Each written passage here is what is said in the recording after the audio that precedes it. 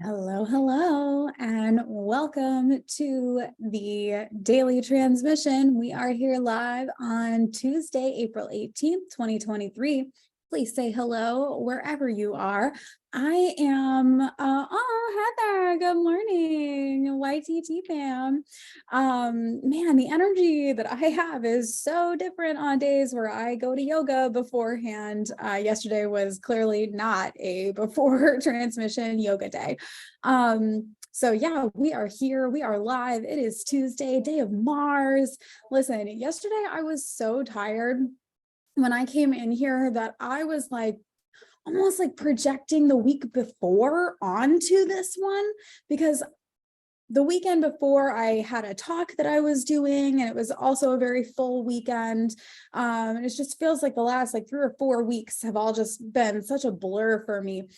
And so when I had said yesterday that Mercury retrograde was starting today, I think that I was thinking about last week, knowing that Venus was moving into Gemini on Tuesday, and just like really had Tuesday on my brain. So I wanted to make sure I clarify that, because I had all of the intentions this week to write a post about Mercury retrograde, but the past version of me, who knows better, wanted to write it at the same time that I'm going to be writing our eclipse post. So let's kind of just like unpack all of that for, a hot second.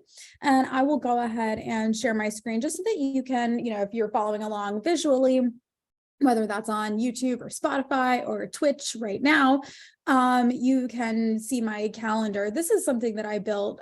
Everybody actually who is a Substack user, one of my paid Substack subscribers, you get to have access to this. This is the full Astro preview. So like essentially you always know when something is going on.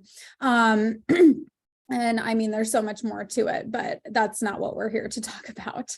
And so this is, the week ahead. So we've got a new moon, and maybe you've already been hearing about this if you're in like the astro community, or even just in the spiritual community, like the woo community. People are sharing about the eclipse right now.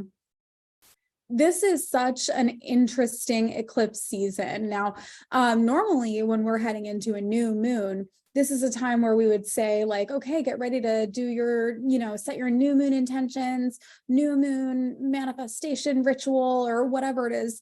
This is not like, I don't know, like, please hear me when I say this. This is, we don't do that at eclipses, especially right now, because this is what we would call like volatile or like unstable energy. And not that it's necessarily a negative, but that we may have the impression that we can do more than we can, or that we are physically capable of more, or just we have, especially coming out of like a Jupiter Cazimi week, we've got Venus in Gemini, and then we're going to have Mercury going retrograde later this week. It's almost like an energy of overconfidence. Something I learned from my father, and I mean, this is 20 years now that he'll be gone, but like something that really stuck with me from, being a child and just things that he said to me is that, never make a promise that you can't keep. Your name is everything. Like your word is everything. Your word is the most valuable thing that you have. And once you break it with someone, once you lose that with someone or with someone's, it's very, very hard to earn that back. And that was something that really stuck with me like my whole life. And as I mentioned, or maybe I said this yesterday, my strategy is typically like overpromise, I'm sorry, that's the opposite of what I meant. Under promise, over deliver, right? And I like to promise like just as much as I know I'm completely capable of delivering, and then throw, more on top, like put the cherries on top, if it's available, if I can, and especially, in a more individualized experience. So that is a big part of the messaging of this week. This is our second new moon in Aries of the year. Yes, you heard me right. I mentioned this a few weeks ago when we had our new moon in Aries, like our first new moon in Aries, because that was it was like 0 degrees Aries, something like that. This one is going to be at 29. So they're only 30 degrees in a sign, 0 to 29 and 59, right? It's like 30 degrees is where we hit 0. And so it's like we've had peak Aries energy at both of these new moons. The first one a couple of weeks ago, and I mean, we can look and see exactly when that was new moon 21st. That would have been March 21st. We had our first new moon in Aries.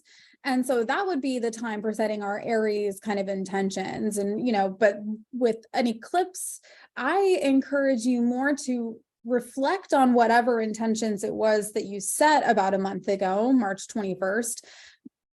Assess whether or not, like, what is it that you're doing to actively move toward them? Are they, maybe even still in alignment? It's crazy how sometimes we can set an intention or set a goal for ourselves. And even just in the span of a couple of weeks, even in just the span of a month, we can have these like come to Jesus moments where we have a recognition that, oh, maybe that's not for me, or maybe it needs to be like done in a different way, and, all kinds of things. So with this new moon, I don't encourage intention setting. I don't encourage manifestation ritual. It's almost like a part B, like, I don't know. I don't even know how to describe it, but it feels kind of like a full moon almost, that it's not a time of acting and not a time of intention setting either, but more of a time of reflection. And I, again, encourage you to just reflect on the intentions that you set about a month ago. What have you been working on for the last month? What has your focus been on for the last month? And how have you felt about it?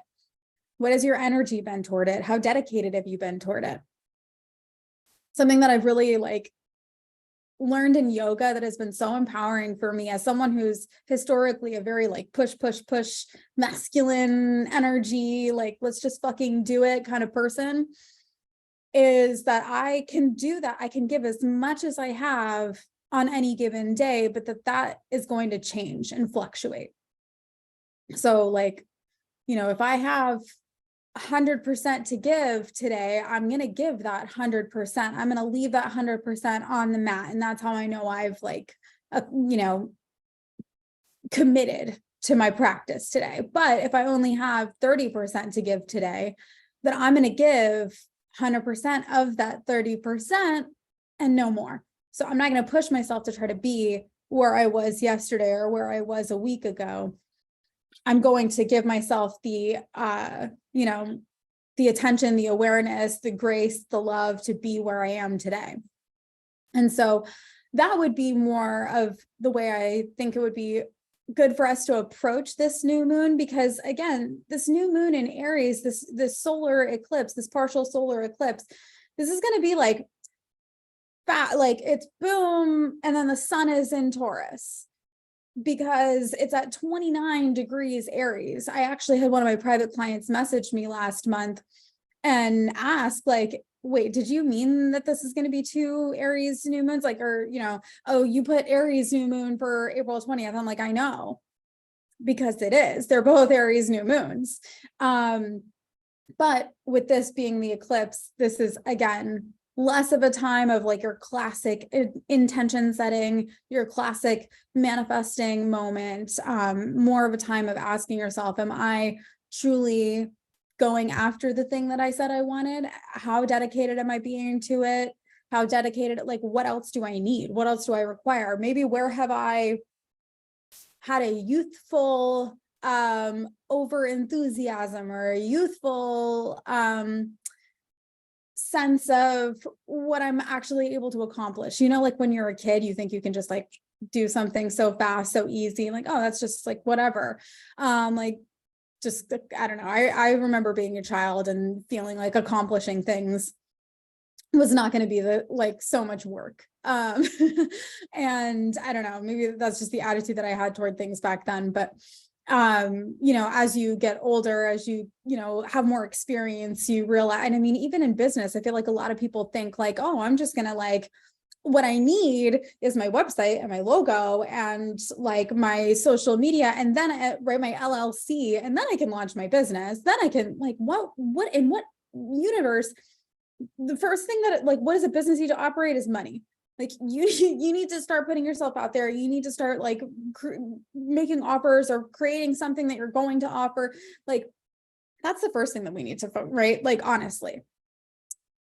And so many people think like, well, I've got to do all of this in order for me to even be able to start doing that. And so then once I do all of this, right, once I have my website and my logo and my LLC and all of that is perfect, and then I launch, oh, then I'm going to just start making money and I'm going to get to quit my job, or I'm going to get to just make my business is just going to make all kinds of money.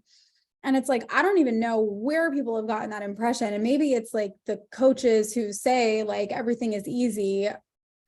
Things can be easy. And a lot of times I do think we overcomplicate things, but more in that kind of context, right? Like it's not the website, the logo, the LLC. An LLC can be, you know, a legal protective tool. You don't need an LLC to start making money in a business, especially if you're like a product-based business, like a low, like I'm thinking about people who make like stickers, people who make like graphic design, art, like things like that. And not necessarily like one-to-one, but just things that you would sell, let's say in like an Etsy shop or something like that, right? You don't need an LLC necessarily right away. Like that can be something that is, yeah, you want that, but that's so that if you get audited, like taxes, that the IRS can't take your personal assets. And that if you get sued by someone, same thing, they can't take your personal assets. That's what an LLC is for. If you're waiting to launch a business or to put yourself out there or to whatever, until you have that, like you're focusing on the wrong thing and you're making it harder than it needs to be. And so that's kind of what I'm asking, is for you to take a look at like, what are your preconceptions, preconditions, prerequisites toward whatever it is that you are setting yourself out toward.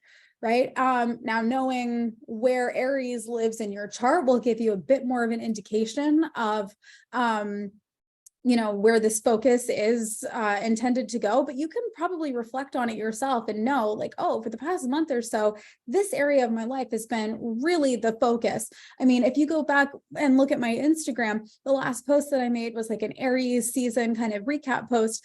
My whole Aries season has been about community and been about being in the community with other people and not just building friendships, although that has been a component of it, but more so like, wow, these are people that I want to like build the future with. Like, these are the people that are like my potential like allies in business, in you know, creating our future together in this community, and especially like where we are, where we live.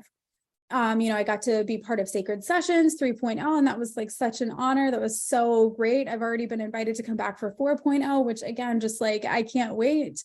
The community was so great. Everybody who was involved was so inspiring, you know, from the artists to the performers to the other workshop people. It was just like, it was truly, I was blessed to feel like part of that. And I feel the same way about my yoga teacher training and the people that I am learning from, the people I'm learning with. And that's very much been the last month or so for me. Aries, of course, lives in my 11th house. So you can see that that would be the focus of this new moon. This is not a time for me to be like setting new intentions, but to be reflecting on, wow, what did I think I needed to do or be before I could have this? Because there were so many prerequisites in my mind that I needed to have or be or whatever before I could have this kind of camaraderie and this kind of community. I mean, really, one of the things I thought is I was gonna have to move. Like, I really thought I'm gonna have to move. Like, there is just, I live in Florida. Like, there's really gonna be people who are interested in what I have to say and that think the way that I do. And I mean, transparently, a lot of what I've been doing has been in St. Pete, you know, but it's just, it's a hop across the bridge. It's fine. Like, I can be there in 20-30 minutes, you know, and no, I don't have to move. I don't have to whatever. I don't have to have whatever, any of the prerequisites that I had in my mind about what it is that I needed to do or have or be before I was allowed to integrate myself into the community and be part of it and grow with the community. I get to realize, oh, none of that was actually true because I'm already doing it. I'm already here. What can I double down on? Like, what can I just do more of? I want to do more, you know, as I'm saying this out loud, I want to do more, like I've been connecting in group settings and even in small group settings, it's like I would be in the back area, like the artists like room with the other performers and stuff between moments at sacred sessions. Or, we go out and we get lunch as like a big group with YTT, and, it's a group of, I think, like 16 of us, according to like our group chat.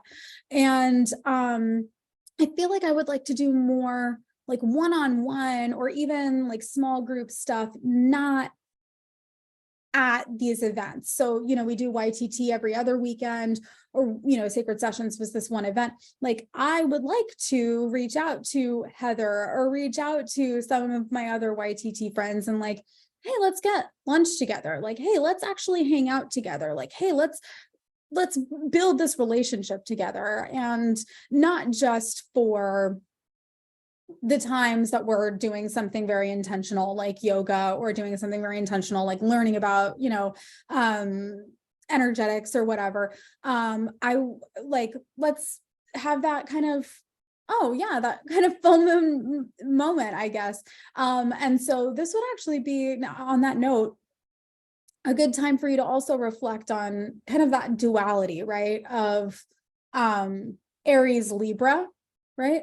Because we've got the new moon, and again, it's a second new moon. It is a partial eclipse, so not a time for setting intentions or manifesting, or because this is very volatile energy.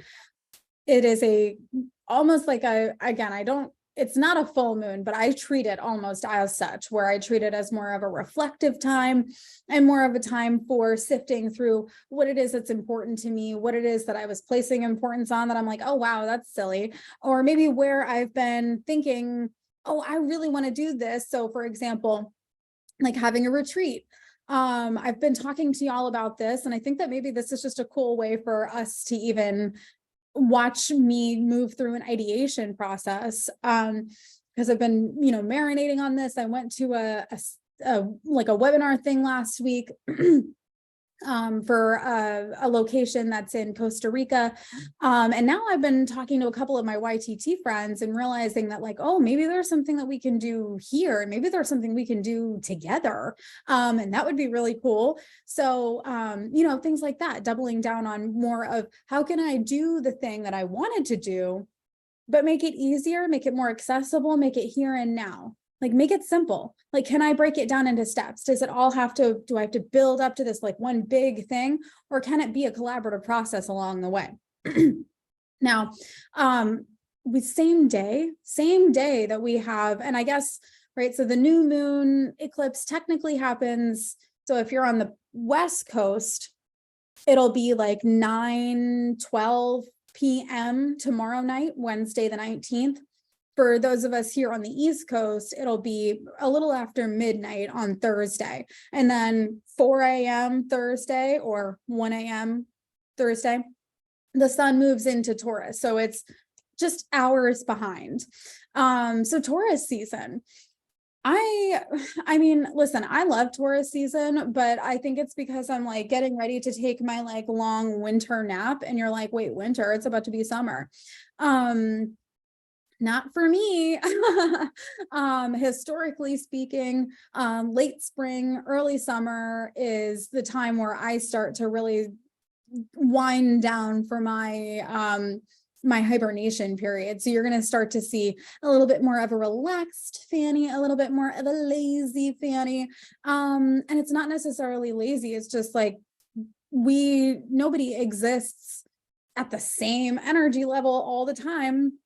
Nothing blooms, every single day, nothing blooms in all seasons. And I do have a YouTube video about this. I applied it more in a business context, but you can apply it to any part of your life or just your life in general. Like knowing when you'd want to take more vacations, or when you'd want to block out more time on your calendar, or when you'd want to rearrange the way you're delivering things, because maybe holding large group stuff is exhausting during, certain times. And maybe you just want to take it down to one-on-one, or vice versa.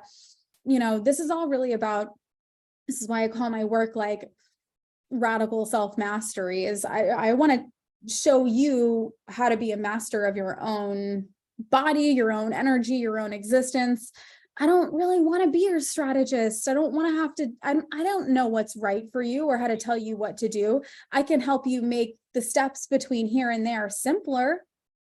But mostly I want to help you know what is right for you. And that's more of an internal thing, or how to get through like the unconscious patterns that are keeping you from seeing or recognizing or honoring what it is that you really want to be moving toward. So Taurus season for me, this is my 12th house. So as the sun moves into the 12th house, I start to get lazy and relaxed. And as it gets further and further toward my 4th house, that's when, that's when I'm truly just like, not like, don't look at me, right? Especially Leo season. And it's because Leo, Leo rules my 4th house. That's where the IC is. And then, it's just a time where I'm just like not trying to be out and about, out and, hanging out with people. Hanging out with people is fine, but I don't want to be responsible for a lot of things. I think that's more what it is, because there are going to be times where I want to retreat. Like literally, there are going to be times where I want to just be on my own and sleep.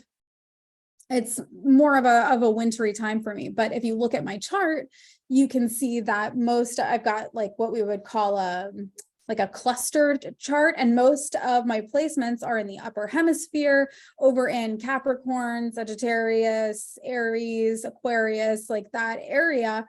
And so when we get down into Cancer, Leo, Virgo, like there's just not a whole lot going down there. And it's also in the lower hemisphere of my chart as we get into the parts that are more intimate and personal. And like, so it's a time where I'm a lot less, let's say, like not goal oriented, but my goals are just different. My goals are more about like cleaning out my closet, taking care of myself, going out and socializing, being with people in a more like friendly capacity versus like a collaborative kind of capacity.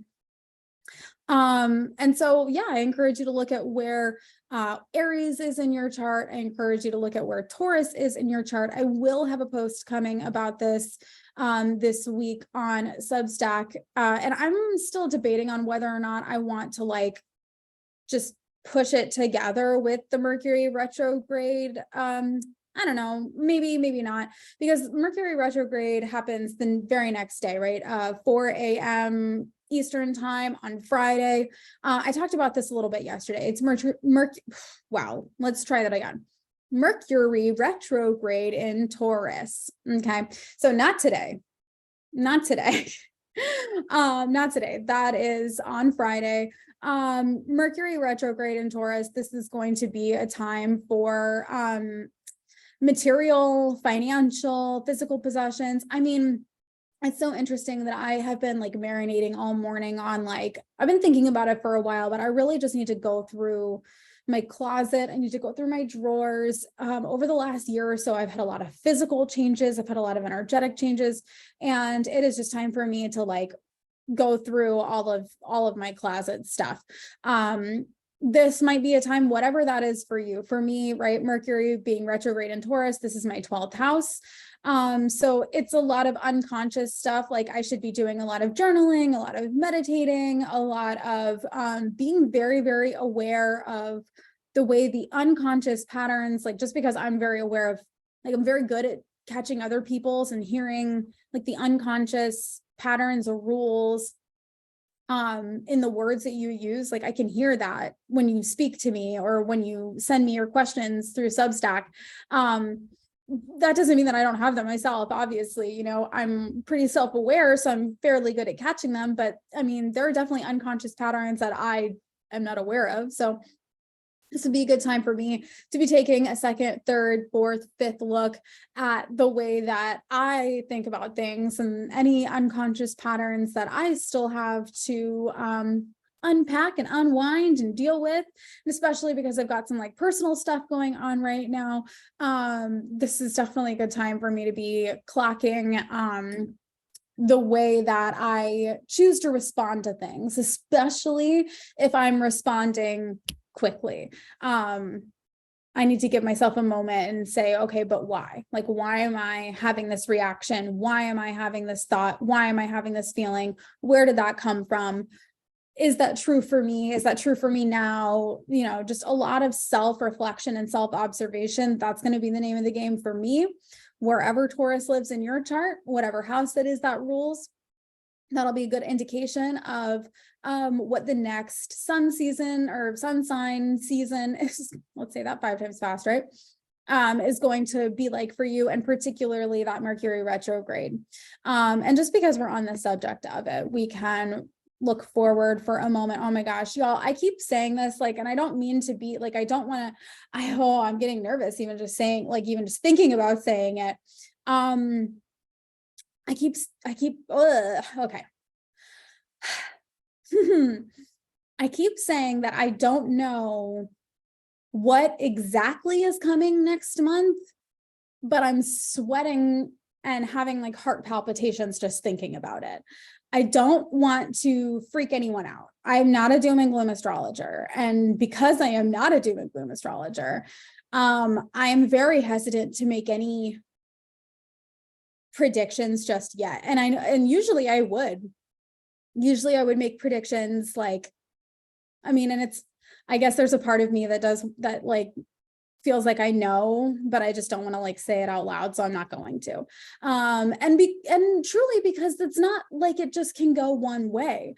That's the beauty of astrology from my perspective, is that there's always higher and lower frequencies of the way that things can unfold, whether that's in your own chart, whether that is in relationship with other people, whether that is in mundane astrology, which is what we're talking about here. It's like the astrology of the moment and looking at how it's affecting all of us, and putting it into like historical context and then making predictions. You know, like I predicted, I don't know, it's a weird thing to say, like I predicted COVID, but like sort of like I predicted the way that like things were going to come out. I said in December 2019 that come March 2020, that for the next 2-3 years that we were going to be focusing on the health and wellness of the individual for the sake of the well-being of the collective, and that work at home opportunities were going to become like a more normalized thing. I said last year when Jupiter was, I think it was entering Aries, or maybe it had a retrograde in Aries. But I said it would last May. I said there was going to be pay attention to NFTs and cryptocurrency, because that's maybe not necessarily such a lucky like you're going to think like, oh, I can make so much money off of this. This is a no-brainer. And a lot of people lost a lot of money. And I said May of last year that was going to be the moment. I said when Saturn entered Pisces that we were going to see festivals start popping off. Is there a new festival like every week or what? Okay. I said that artists and creators were going to start to have burnout moments and need to come back to the recognition of what it is that they like. What is your why? Like, why are you doing this? Why did you start creating in the first place? Because, it's all become monetized and all become like their job. And mental health, spiritual wellness, and that the mental health coaching and spiritual communities were going to have like their big daddy Saturn moment as well. And y'all, if what Insomniac is trying to trademark plur, okay, during their Saturn return, no less. Again, festivals just popping up every minute. Y'all, if you're even remotely involved in the coaching community, you know already that it is a dumpster fire that is just already started, that it's like, holy shit, either people are quitting, people are telling their like BTS, like horror stories from these like luxury, I don't even know, like bubbles, like where people were charging like exorbitant amounts of money, $100,000 for a year of like barely any service, just all kinds of shit, right? I said all this was going to happen. And so like I'm hesitant to make like bold proclamations, but I will say that next month and the month after are going to be big. I know that's like so vague, but like, I mean, what I will say is it's got to do with finances. It's going to do with the material world. What is a square? Jupiter is going to be squaring Pluto, right? And conjunct North Node. I mean, I like Jupiter being conjunct North Node. Like, that sounds good and everything. June 1st. I have a feeling this is going to have something to do with student loans, like, for what it's worth. Especially because like all the student loan stuff, like it's supposed to be like the decisions are going to be made over the next couple of months, allegedly, right? And I don't know about you, but as someone, and I mean, this is just truly like a full circle moment, because so many of us, you know, the initial like our entry into adulthood, I didn't graduate high school, but my high school graduation class was 2007. And so then the recession was 2008.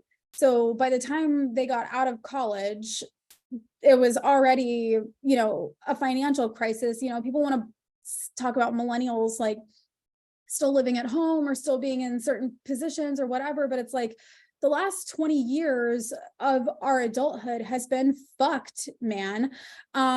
It's been, you know, just one financial fuck up after another. And especially because our generation was still really being force fed that concept of college to career to success pipeline. And so like, you know, there are many people that I grew up with, I mean, myself included, I didn't graduate high school and I certainly didn't like finish, you know, college either.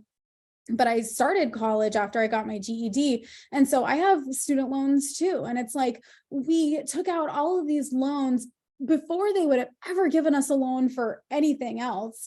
And we're still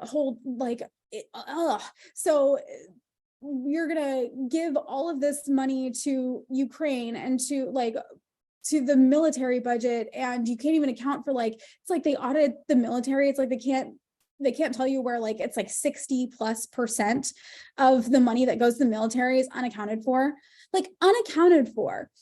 whether or not you want to say like, oh, we need what it is that the military does, or like if you want to like, shouldn't they be able to allocate for every fucking penny that is being given to them? Like, I have to allocate for every penny that the IRS asks me, where did it go? So then why would that not be an expectation of the rest of the government? You know, and so I have a feeling, I mean, I said I wasn't really here to like make strong predictions today. I still don't think that I am, but like, y'all, I don't even know what's going to happen if they take not just I mean, I live in Florida, like we're now sitting on like a 6-week abortion ban. You know, so it's like they're taking away like my bodily autonomy. They are taking all my money for whatever and like giving it to Ukraine and the military and not protecting my kid and then forgiving all these fucking PPP loans and not forgiving my student loans. Oh my God. I don't even want to say what I really want to say because they're going to come like put me in jail. So I'm going to just keep my mouth shut and say that the last time Pluto was where he is right now was the beginning of the American and French Revolution. And things like the guillotine were invented this time that Pluto was where it is now last time. So just like fun facts about history and stuff. Totally like not connected to anything I'm saying now, of course, because that would be so silly. Right? Anyways, so friends, this was so much. I really didn't mean to go into all of this today. I'm going to write more on Substack this week. I do have a session today, and then I'm teaching the Venus sequence in my incubator this afternoon. What a fun day. I'm very excited for the rest of this day. Friends, if you are interested in having a session with me, the link is in my bio. You can go book it now. If you are interested in getting more info on the new moon, second new moon in Aries of the year, and Mercury retrograde and all of those things. Go subscribe to my Substack if you want more personalized information. If you want to even reach out for a reading through my Substack, yes, you can do that. That is for paid subscribers. It's $11 a month. It's such a steal. You'll love it. All the links are in my bio. I will see you tomorrow on Wednesday, the 19th. So love y'all so much. I hope you have a great rest of your day, and I'll see you tomorrow for the next transmission. Bye, friends.